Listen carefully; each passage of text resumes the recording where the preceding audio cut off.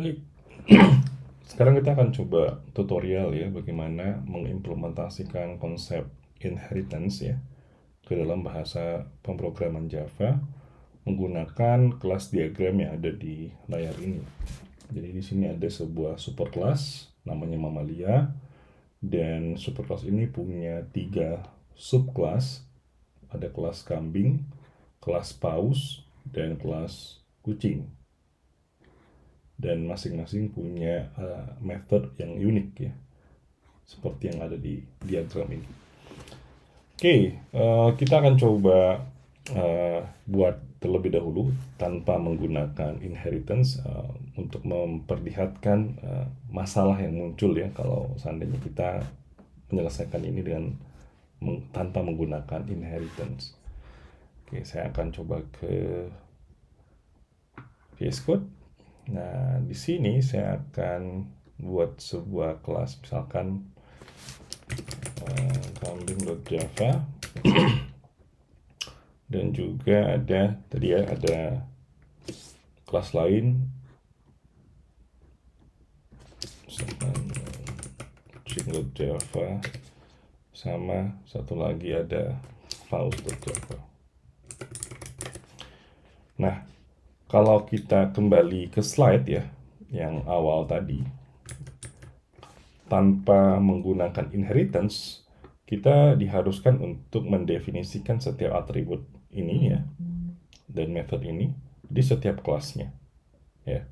Jadi kalau kita kembali ke codingan kita, maka kita harus buat yang namanya nama spesies gitu ya, itu string nama spesies gitu. Kemudian umurnya gitu ya. Kemudian yang ketiga tadi adalah jenis habitat ya, jenis habitat.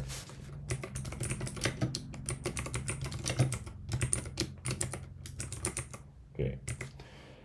Dan kita juga harus buat method ya, public void makan gitu kan, misalkan system.out.print. Oke. Kemudian bergerak ya, kita copy aja ini, kita ganti bergerak. Oke. Nah, misalkan seperti ini dulu saja. Nah, untuk kelas yang lainnya kita juga harus copy ya, membuat identik dengan yang di sini gitu. Jadi seperti ini ya, ini juga sama. Nah, ini yang tadi saya sebut dengan redundansi, pengulangan ya. Jadi dan ini agak tidak efisien karena kalau kita punya 20 kelas hewan ya, mau nggak mau kita harus copy paste ke setiap kelas tersebut. Dan kalau kita ingin mengubah misalkan atau menambah ya satu method, misalkan minum gitu, maka kita mau nggak mau harus menambahkan ke setiap method. Nah, ini yang coba kita hindari ya kalau kita mau membuat sebuah aplikasi. Ada prinsip yang namanya dry, singkatan dari don't repeat yourself. Jadi jangan ngulangin hal yang semestinya bisa kita hindari gitu. Nah, ini nggak efektif.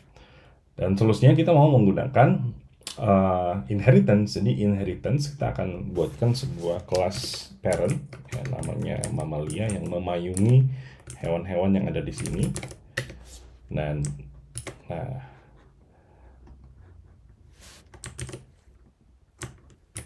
nah ini adalah atribut dan metode yang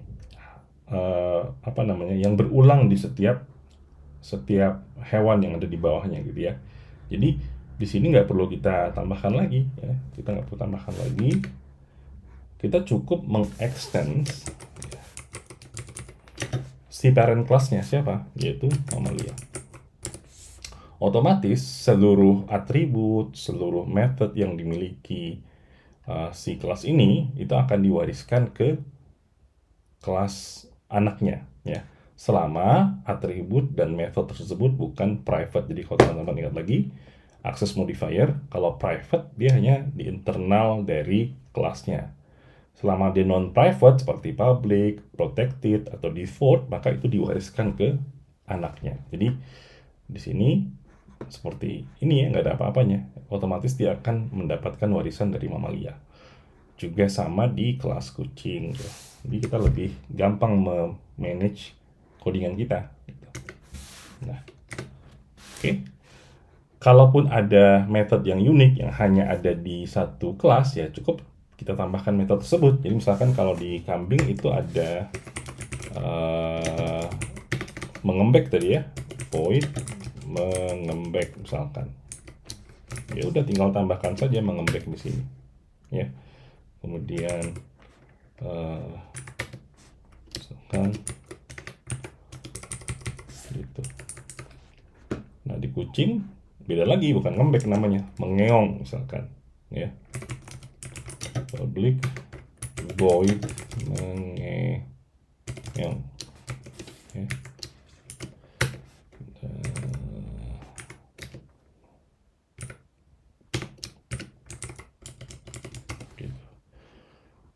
Nah, kalau di paus tadi namanya menyembur gitu ya. Public void menyembur. Nah,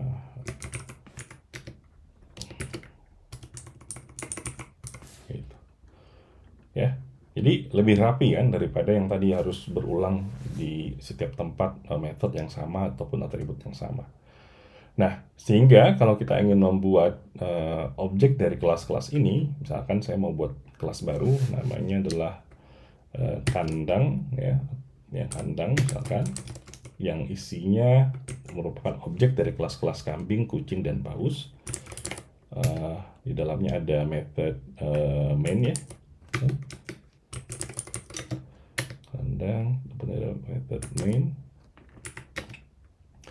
Nah, saya mau buat kambing misalkan. Jadi kambing misalkan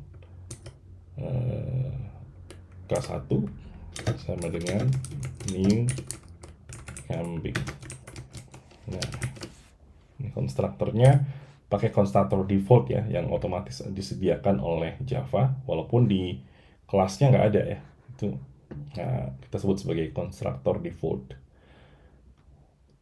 Nah, kalau saya coba panggil atribut K1 dot jenis habitat misalkan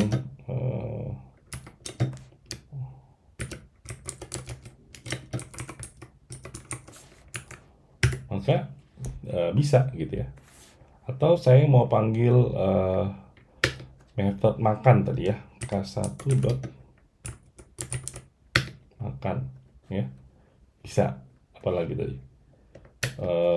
K1 dot bergerak ya. Nah, nggak error ya. Hal yang sama kalau saya mau buat objek lain, misalkan dari paus gitu ya, K1 sama dengan new paus. Nah, sama. Jadi kalau P1 dot jenis habitat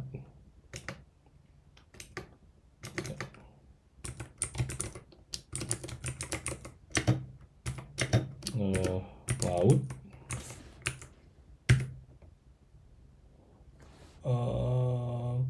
sebentar, paus tadi belum. Kenapa nggak bisa? Karena paus belum mengextend mamalia, jadi kita harus tambahin lagi ya, extends mamalia ya. Kucing juga tadi belum di extend, oke lupa. Extends huruf kecil ya, extends mamalia. Nah, seperti ini, kelewatan. Nah, sekarang baru bisa gitu ya. Sama di P1 dot misalkan bergerak gitu ya. Nah, atau kita mau panggil yang unik di kelas paus, menyembur ya, yang unik di kelas kambing apa tadi, kambing ya, ngembek ya. Satu dot Nah, ini kalau kita jalankan hasilnya, eh, yaitu dia akan makan, dia akan bergerak, dia akan mengembek gitu ya. Sama untuk paus juga sama. Nah, saya coba jalankan terminalnya.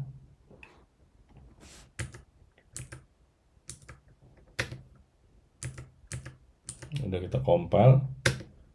Nah, sama ya. Sedang makan, sedang bergerak, B. Nah, ini punyanya kambing. Sementara yang dua ini punyanya punyanya paus gitu ya.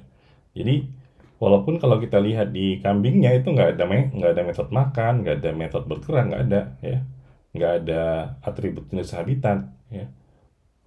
Semuanya tuh diwariskan dari kelas mamalia ya, seperti itu. Jadi mudah-mudahan bisa membantu teman-teman untuk memahami konsep dari inheritance.